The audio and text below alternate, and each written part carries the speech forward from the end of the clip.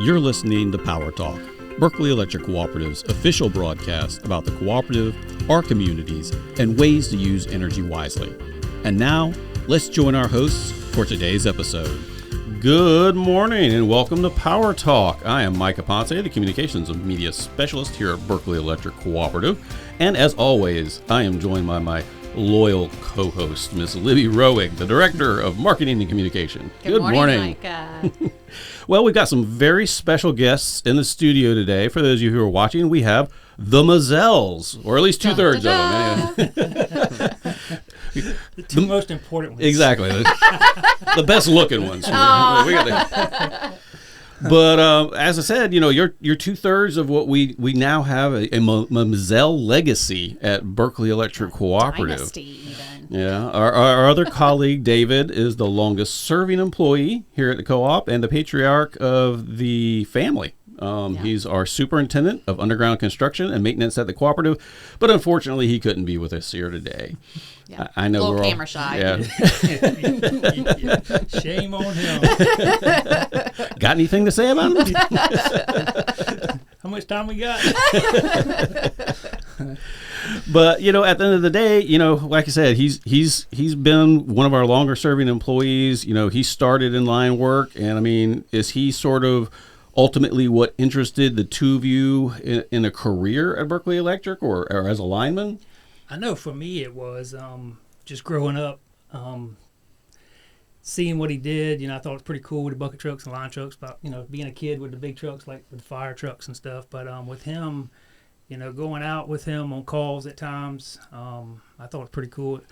I knew at an early age I wasn't going to college. I wanted to work with my hands. I like being outside, and you know, just growing up in the Berkeley family pretty much all my life, I've heard a lot of stuff, good stuff about Berkeley, good retirement, and I knew that was the path I was wanting to take, so and it worked out. Yeah, and were you looking up to Dad, you know, when you came time to pick a career? Yeah, it was really him was what influenced me to do this. I just wanted to, like, you know, follow in his footsteps. I always thought it was cool watching him, you know, do the rodeos, climb up the poles, go in the bucket truck and work, and I always just found it interesting and just wanted to follow in his footsteps, continue to, I guess, legacy, you know. And Kevin, you've worked your way up through the ranks, so it's got to be really rewarding to have, as a little kid, kind of set your sights on that, and now you're in the top position in your hometown district. So what's that like? It was, you know, back when I graduated high school, you know, I started putting in for the co-op, and fortunate I got in the first time I put in, and they didn't have any lineman positions open, so I was a meter reader. So I read meters, and I started in April of '96. I read meters for about 8 months, but I got to work on the line crew every Friday. So I knew that's what I wanted to do. So when they had their first opening, I transferred to the line crew, and then, like I say, worked my way up through my journeyman position, and then got into training, and then here I am now. But I wouldn't change anything. I love what I do. I love Berkeley and what they've done for me and my family. Yeah. So I think it's pretty cool to have all three of us, my dad, myself, and my son, at the co-op at the same time. Yeah. I feel it's pretty cool. You know, it says a lot about Berkeley. Oh yeah. Well, So we're lucky to have you. And so did Dad show you the ropes at all when you came on at first, or he just was a sink or swim, son? Yeah, he when I told him I wanted to come to work at Berkeley, he said, "Well, I'll try to see what I can do, but if you embarrass me, I'm done." So that always stuck with me. That's the last thing I want to do is embarrass him. Yeah. And I kind of relayed that message to him. And so we were talking about rent earlier. Rent's pretty high. Yeah. So, but you know, I just growing up around it, you know, knowing and seeing what he did, you know, getting called out in the middle of the night with storms. I remember Hugo and how long he worked there, but you know, still, I wanted to be a part of that. Just the fact of what he did and seeing the members' faces when their lights come back on after a major event. Yeah. And to me, that's priceless. Yeah. And you know, you like any other job, you got the good and bad, but I think with this and restoration of power is priceless when you see people's faces and reactions. Yeah. And, you know, we're talking half the time the co-op's been in existence, your family's worked here. And a lot has changed, certainly technology, management, but I think it says a lot to what hasn't changed with the dedication of your family here. Yep. And, you know, definitely a lot has changed because I think my dad started in 74, maybe 73, 74. And just growing up as a kid, just seeing the town here, how much it's changed, the development, the growth, and then even the technology that we, you know, how we do stuff. Back then, I mean, they had maybe 1 or 2 buckets and everything else you climbed. And now, you know, just the equipment we have, it's just, it's pretty cool to see how it changed. You know, change is not always a bad thing. Oh, yeah. So. Well, Evan, you know, he gave you the don't embarrass me talk. Being the third generation here at the co-op, have you felt any extra pressure, you know, when you first came on the job to not do that little trip and fall and, you know? I mean, of course I didn't want to like embarrass him. I wanted to, you know, live up to him and eventually, you know, be where he's at, like how he's worked his way up. I want to do the same thing just like he did. Already coming for his job. 12 years, 12 more years. Well, you know, our line workers are probably the most visible and recognizable employees here at the cooperative, and we know that anytime we feature them on social media, people love to see them. But as we all know, line work is a dangerous, high-stakes job that requires years of training and on-the-job experience to go from apprentice to journeyman. But luckily, we have here at the co-op, we've worked with Trident Technical College to come up with the electrical line worker program. And, you know, Kevin, you were sort of there at ground zero when that whole thing started, weren't you? Correct. So how I guess the ball got rolling around 2008, management and our previous CEO looked at doing our own in-house training, just, you know, with cost and stuff back in 2008. So I'm trying to think, 2008 roughly, we started communicating with Nash Community College, Rocky Mount, North Carolina. So we started visiting with them. They had a really good training program that we liked. So we visited Rocky Mount, Nash Community College, and started looking at their training program and kind of what they did, and we really liked it. So we kind of we tweaked it to fit our needs, but we got the training program established. We worked very closely with Trident Tech and had to make adjustments because the unique thing about our program that we started was we wanted the guys to get college credits. So every class they took, they got college credits to go towards a 2-year associate's degree. Never had that before. So there was some hurdles going through that, you know, doing the FAFSA and the college stuff that the guys weren't used to. But once we worked our way through that, I think everything just fell in place. You know, we decided how many hours each class had to be to get to college credits.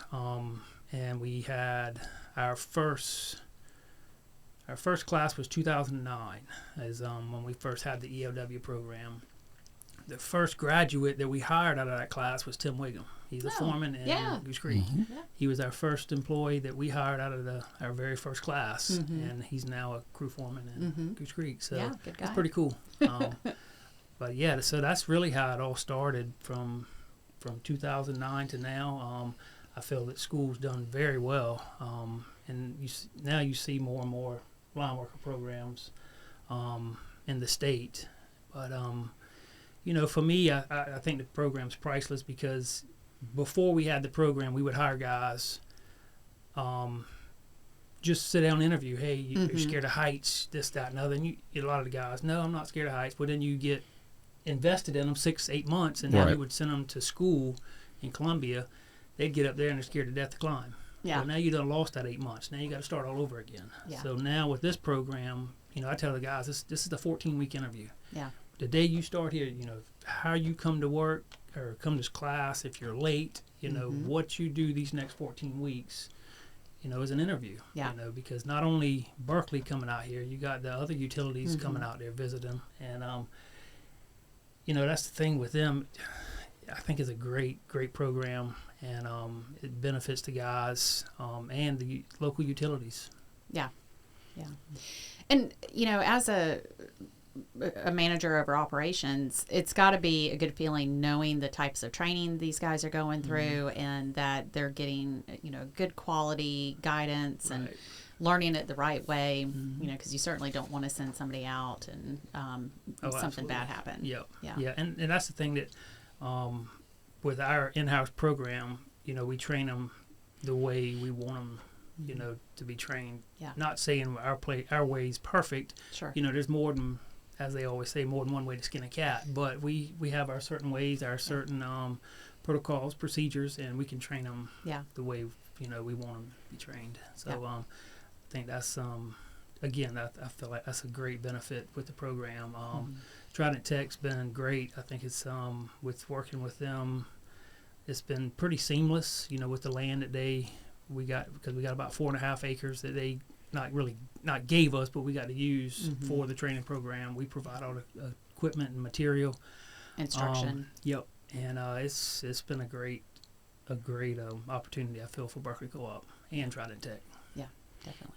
Well, we were talking about the electrical line worker program, and you said it's like a 14-week course. They end up with an associate's degree. What do they graduate as? I mean, I know that they have a couple of different certificates that they finish up with, and it sort of gives you a little bit of a step up in your career to starting as a lineman. Is that correct? Correct. Yep. So if we hire somebody off the street, they'll come in as a groundman. Then we'll send them to school. And once they complete the 14-week program, after we've already hired them, they'll be an apprentice lineman 1. So a lot of time we try to hire straight out of school, and once they graduate, we hire them in as an apprentice lineman 1. Mm-hmm. And do you have a CDL when you finish up, or? No, we encourage them to have a CDL permit. Okay. So they'll have, the first year apprenticeship program. They'll have, a lot of them have their CDL permit, 4-hour flagger training, CPR first aid, 10-hour OSHA. Mm-hmm. Yep. Yeah, I got the guy who can give me all the answers sitting right in front of me. An expert here. Why am I talking to this guy over here? You actually went through the program, Evan. So, I mean, why don't you tell us a little? I mean, he's number 2 here. He's apprentice lineman 2. So, you're hot off the presses. Yeah. So tell me a little bit about your experience as you went through. I mean, sort of what are the types of things that you do? What's an average day look like when you go through the lineman program? So I mean, it's a great experience, and you basically either do half the class inside where you're learning, like Ohm's law, the electrical line work, like I guess the technical side. The technical side, yeah, and then the other half of the day, you go outside and learn how to climb, get comfortable doing that. You learn how to change out like transformers, polybelts, cross arms, fuses. You do hurt man rescue. I mean, it's a really great program. So you think you can teach me to climb a pole? If you want. If you want to. I got 2 bad knees. Yeah, it's not happening. It's not happening. I don't even want to go up in a bucket. So. Yeah. So I mean, like I said, on the ground. I mean, heights. Yeah, I'm okay with heights, but I just don't think I could get it up there. And if I did, I'd be like a cat stuck up a tree. I doubt I could come back down. You'd have to get a bucket to bring me down. Wouldn't be hurt. Scared man. Scared man rescue. Somebody please get me off the top of the pole. Yep. But I mean, you said you just got that blend of classroom and practical hands-on experience, working with the tools that you're going to work with every day, doing a lot of the exact same tasks that you're going to be doing out in the field, and it's both underground and overhead. Correct. Is that correct? Yep. So, do you have a preference? Which is are you an overhead or an underground guy? I mean, I've pretty much been on underground for 2 years, so right now underground until I learn more overhead. And Trident Tech has had free tuition since COVID, and the spring 2024 semester is going to be free again. So if you're listening to the show and know somebody who might be a good fit for line work, or if you're interested yourself, there really is not a better time to give it a try.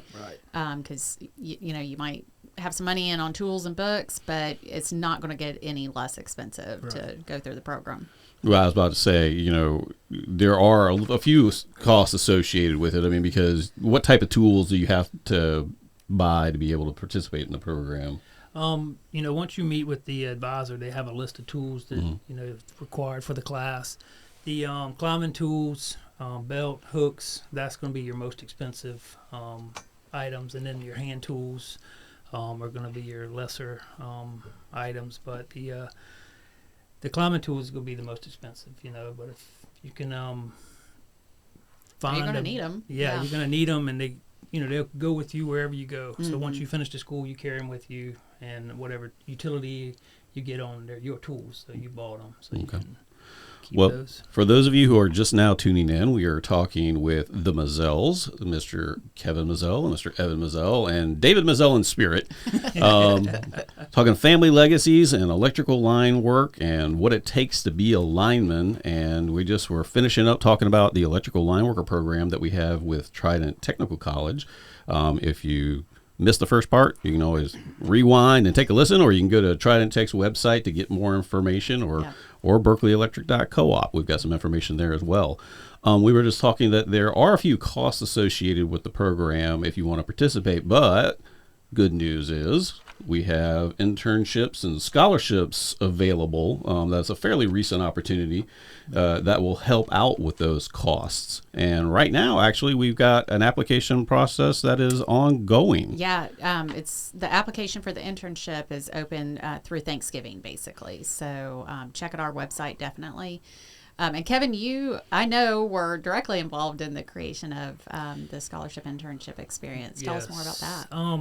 When we first started, we didn't have the internship scholarship, but here in the last couple of years, we developed that, and it's worked out great. Giving the guys giving the guys the opportunity to go through the program, as well as working with the crews on Fridays or whatever breaks they're off, fall breaks. And it gives the guys the opportunity to work with the crew to learn how to work as a team, how real life situations we deal with every day, whether it's overhead, underground. So it's a great opportunity for the guys doing the intern. The tools are purchased through the co-op, so that helps them as far as on the front end, getting the equipment and all needed for the class. But I think it's been a great opportunity for these young guys. So they earn while they learn. They go Monday through Thursday, they're in class, and then on Friday they're with our crews. So they get to know us, we get to know them. Yep. Absolutely. And, anytime they're off, again, for whether spring break, fall break, they work with us. So anytime they're out of class, they have the opportunity to work with us, to have hands-on experience. Yeah. So, guys, if somebody's thinking they might want to get into line work, it's a great paying career, you're serving your community. What are some characteristics that make for a successful lineman? I mean, the biggest thing is just have an open mind, willing to adapt and change with the type of work we do, working in different types of weather, dealing with different types of people. It's just a great opportunity, and the guys that like to work outside, enjoy working outside, working with their hands, and again, it's a great career. Yeah, it definitely is. So if you were maybe a high school athlete, that would probably be a good experience. You know how to work with a team, physically fit, that sort of thing. Yeah. Not scared of heights. Yeah. Like being outside in the heat and the cold. Yep. Yeah. Bugs, critters. Bugs and critters. Absolutely. Evan, when you first came on with the internship, did you intern with an underground crew as well? Or, who'd you work with when you first came on when you were doing that? Oh, I didn't have that yes, right. That's you went through the program itself. Yes, sir. Yeah. So you landed square with underground, and you've just been a happy little clam ever since, right? So far, yes, sir. And who's your foreman? Matt Avery. He's a wonderful guy, isn't he? Yep. Yeah. Just want to give you a shout out, man. Yeah. Give you a chance to shine. Yeah. Take that next step up the ladder. You got any other things you want to say about it, Matt? Lovely guy, right? Come on, work with me, man. what's the camaraderie of the crew that you work with? You know, we're picking on your foreman, but what's it like to work with that tight-knit group of guys? I mean, he does a great job. You know, he's very respectful to us, and he lets us, get down in the hole and let us learn and figure out what we're doing. You know, if we have questions about something, he'll actually get down there with us and like tell us like what we're doing wrong and show us like what we need to do and what we need to work on to be better and to like improve like our work ethic. So, he's a great dude. He does a great job. Yeah, and it's got to be a delicate balance. And Kevin, you probably know this, of when you're working with young guys, give them enough leeway to kind of figure out on their own, but keeping them safe and Absolutely. helping. Because everybody learns different. Yeah. And everybody's different and unique in their own ways. So. And everybody teaches different too, because you mentioned the fact that we've seen a lot of change here at the co-op, but I remember some of the linemen when I first started. It was a different breed. It was a different breed. They were a little salty, just a little salty. Some of those guys, but got a kinder, gentler generation that's come up now. Yeah, that is very true. But it's a great career choice, like we've been talking about. Berkeley Electric is going to help you get a college education. You're going to have a well-paying career with zero college debt. That's so rare these days. Get to work with your hands if you like being outside with absolutely folks of your similar interests. And it's important to note that you're not guaranteed to have a job at the co-op. And like Kevin said, sometimes there aren't positions available, but through the program, at the end of every 14 weeks, they have a showcase where potential employers show up and get to watch you go through the paces and show off your skills. So even though you might not end up at the co-op, there's a really good chance that going through the program, you will get picked up by somebody else. Absolutely. I don't remember the percentage as far as the hiring percentage, but it was up there pretty good between us and local utilities contractors. They got a great opportunity to start a career. It is. It really is.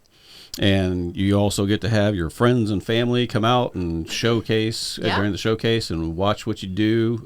Was David there for that? He was. He was. Oh, yay. All right. He can show up for that, but not for our show. All right. Thanks, David.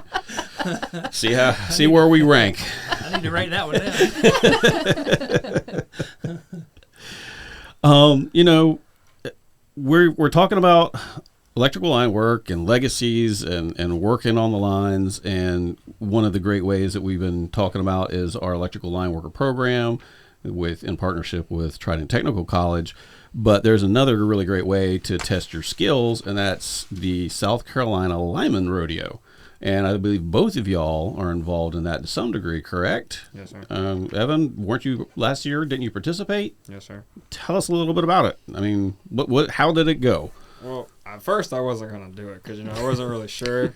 But, after talking with Dad, he's like, just do it for the experience. So, it was a great experience. And then, when I came second out of 72 other apprentices, that made it even 10 times better. So, I'm looking forward to this year. It was a great experience. I had a lot of fun. It helped me get more confident working up on the pole, getting faster. Mm-hmm. So, overall it was a great experience. Yeah, that's got to be a good feeling. You're just coming into the job and you're like, but coming second out of so many guys, that's huge. Yeah. Kevin, you're involved as well.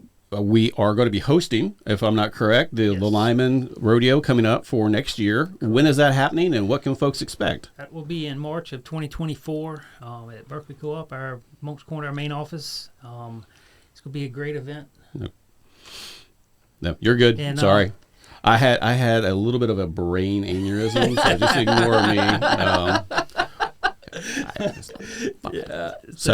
But anyway. But yeah, it's going to be a great opportunity for these guys to, for the co-ops throughout the state to show off their skills to their families, friends. It's a great day. It starts on Friday. It's free.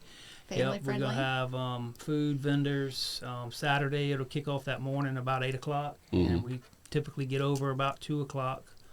So great day for everybody to come out and support their loved ones and just enjoy a good day. How many co-ops typically participate in the event? I mean, it varies from year to year, I guess. It does. Typically, it's going to be anywhere from 15 to 17 co-ops throughout the state that's going to typically participate. It's going to have events for little kids, jump castles, food trucks.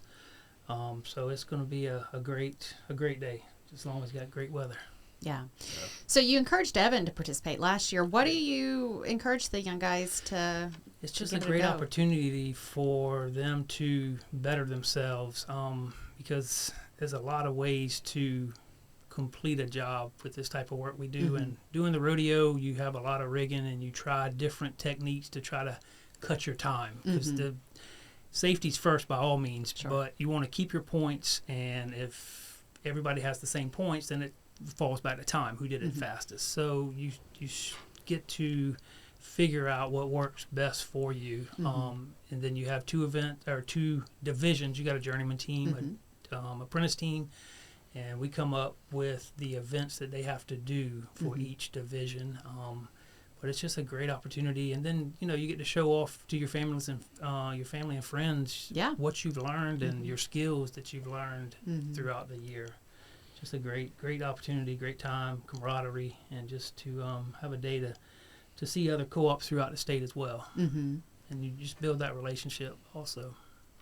And Evan, since you did so well in the South Carolina rodeo, you got to go to the Gaff and Go in Virginia. What was that like? That was a great experience too. It was a completely different atmosphere, seeing, everybody from all over the state, and, it's a lot harder out there competition-wise. But, I mean, at the end of the day, you meet so many people out there, and you idea like the awards, you all just get together and just talk.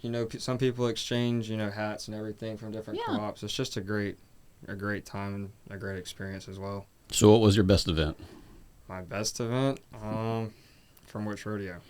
Your choice. Well, not the written test. No, not the written test. No, that one. Some flashcards, maybe. Yeah. Probably the insulator tie-in.